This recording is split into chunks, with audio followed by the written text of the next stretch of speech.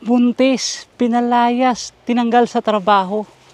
Pwede ka palang matanggal sa trabaho dito sa Poland pag nabuntis ka.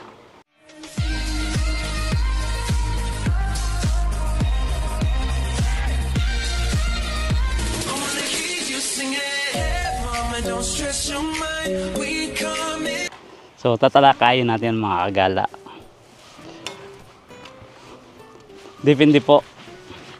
May mga kaibigan din naman ako na may anak na rin dito at hindi rin sila naka-employment contract. So lilinawin ko lang, hindi ho lahat ng employer is bawal lang mabuntis. Pero ang ginawa sa kanila mga kagala, inilipat na naman sila ng ibang company. Kasi depende po sa company na may company na ayaw ng buntis, may company na okay lang ang buntis hanggang sa kaya mong magtrabaho. What's up mga kagala? So sa mga bago pa lang po, mga bago pa lang at gustong pumunta ng Poland, so dapat mapanood nyo tong video na to at para hindi kayo magkamali sa mga kontratang pipirmahan nyo. So wala tayong masyadong magandang event ngayon, wala tayong camping kahit malamig na rito. So ngayong araw mga kagala is pag-uusapan natin tong kontrata dito sa Poland. Kasi lagi ko naman tong binablog nung nakaraan, so para maging aware yung mga kababayan natin na makichismis na rin tayo. According sa ibang mga vlogger, may nabuntis nga daw dito at hindi tinanggal sila sa trabaho. So pag-uusapan natin mga kagala. Habang pinag-uusapan natin yan is ipapasyal ko kayo dito sa aming city. So winter na mga kagala. Tingnan nyo, ang ganda. Kasi may bibilin din ako doon, yung napulot kong tawag doon, malaking dahon ng maple leaves. So may plano akong i-laminate siya. Pinakamalaking dahon yun sa buong kasaysayan. Sa buong kasaysayan. Hindi, mas marami pang malalaki doon. Nagustuhan ko lang siya kasi parang perfect na perfect siya mga kagala na maganda siya i-laminate. So bago kayo pumunta ng Poland, sa mga kontratang dapat na ninyong permahan is dapat binabasa nyo ng maayos mga kagala kung ano bang mga benepisyo nito. Lagi ko itong binablog nung nakaraan para maging aware sa ating mga kababayan na hindi sila dapat pumipirma-pirma na lang ng kontrata. Dapat alamin nyo muna yung mga benepisyo na matatanggap nyo sa company ito. So dito na tayo mga kagala. Ipapaliwanag ko na rin sa inyo yung iba't ibang klase ng kontrata muna at ang mga benepisyo nito. Kasi yun nga, makimarites na rin tayo sa ibang mga vlogger. Yun nga, na-vlog ng isang content creator dito na yung isang kababayan natin na couple, tinanggal sila sa trabaho dahil nabuntis nga pala yung babae. Kasi alam ang lalaki ang mabuntis, siyempre yung babae. So ang masama nung hindi pa kayo kasal mga kagala, wala kayong choice na na halimbawa isa lang yung may TRC, so yung isa delikado kasi nawalan trabaho, hindi na siya makapag-process ng TRC niya or mahihirapan siya. So yun pala mga kagala, yung maple leaves, pero maliliit lang yan, yung nakuha ko kahapon malaki, kaya plano kong i-laminate. So pag-uusapan natin yung mga kontrata mga kagala. Number 1 na dapat ninyong permahan, especially lang to, hindi lang to sa mga gustong mag-apply sa Poland pati yung mga nandito na sa Poland na palipat-lipat ang trabaho. So akala nila kontrata okay na yan, pero dapat mga kagala maging aware tayo sa mga kontrata o sa mga benepisyong matatanggap natin. For example mga kagala, unahin na natin yung kontrata. Pag-usapan natin kung ilang kontrata mayroon tayo rito. Ito yung mandate contract, ito yung umubalichenye. So pangalawang kontrata mga kagala, ito yung employment contract, yung umuba o prase. So pero pa isang kontrata mga kagala, yung kontrata ng inyong lingkod, ito yung independent contract. So wala tong katapusan. So mas marami tong mga benefits kumpara sa mga umuba o prase.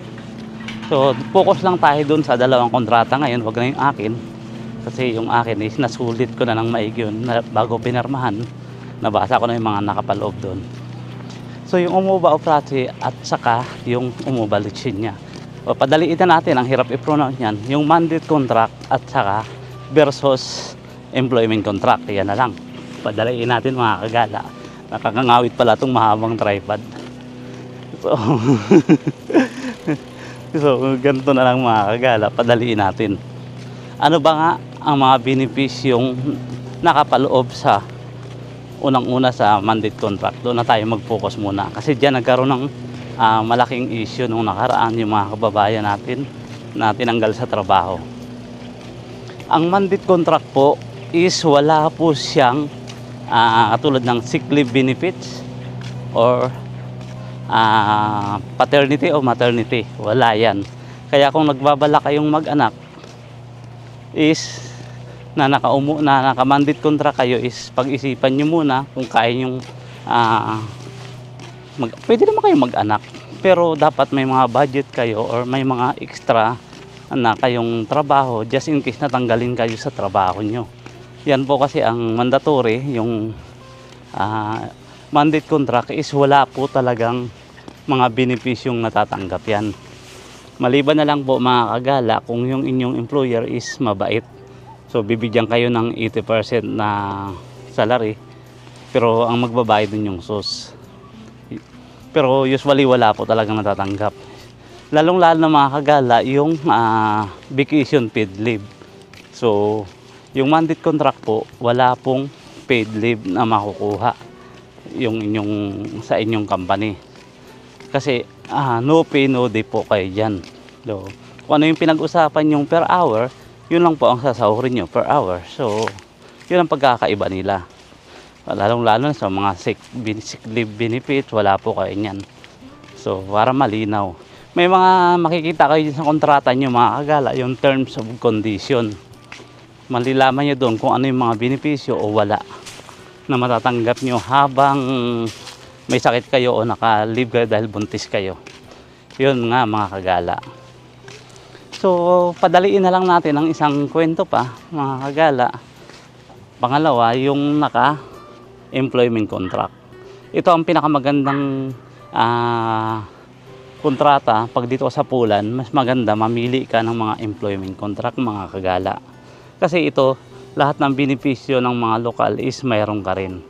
Unang-una mga kagala is yung maglabuntis yung partner mo, kung may partner ka, is mayroon kang paternity leaves. Yung asawa mo naman kung naka-umuba o pregnant siya, employment contract, is mayroon din siyang maternity leave.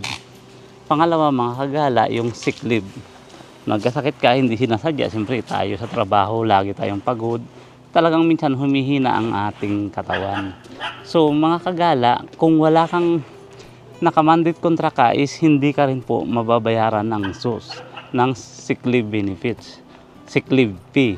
Kasi nga wala sa kontrata mo yan. Pero kung naka-employment contract ka mga kagala, sure na mababayaran ka. 80% po ang binabayad pag naka-employment contract ka. So, pangalawa mga kagala, pag ikaw ay nag-bakasyon kung naka-employment contract ka, so habang nakabakasyon ka, may bayad kang buo. Kung ano yung pinag-usapan nyo sa salary nyo, mayroong ganun mga kagala. So, yung pag nakamandate ka naman mga kagala is wala ka talagang matatanggap na sahod. Ganun po yun. Kaya bago po umaksyon na magbuntis, so pinag-iisipan po at pinagpaplanuhan. Kasi lalong-lalo na sa ibang bansa tayo. So advice lang to mga kagala, huwag nyo sanang mamasamain kasi mahirap po mawala ng trabaho lalong-lalo na kung nasa ibang bansa ka. So maano na lang yung mga pamilya natin sa Pilipinas at kung mawalan tayo ng trabaho dito. So lakad-lakad muna tayo mga kagala. Kung may mga katanungan kayo pala mga kagala about sa mga ibang kontrata, pwede nyo rin akong i-PM sa aking Facebook na Arnel OFW Poland. So masasagutin ko rin po kayo doon kung ano yung mga kailangan nyong malaman. So ito nga pala yung sementeryo. Hi guys, dzień dobry. Dzień dobry. So yung mga bata dito nakaka-polite guys. So mababait yan sila pag may nasalubong sila. May greetings ka lagi. Kita nyo? Ang mahalaga dito, marunong tayo ng kunting pulis mga kagala. Kasi usually sa kanila, kaunti lang yung nagsasalita ng banyaga. So, biyahe muna tayo.